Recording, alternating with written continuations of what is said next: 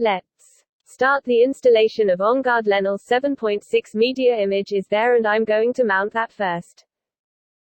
Right-click on Setup and run as administrator.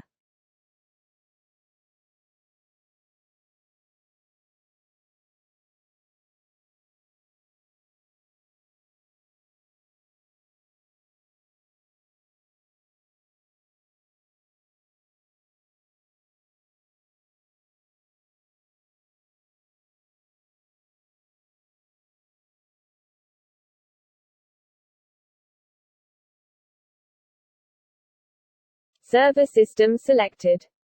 Select Platform Server and select SQL Server already installed. I'm using same machine as license server and database server, and DB user is Lenel default.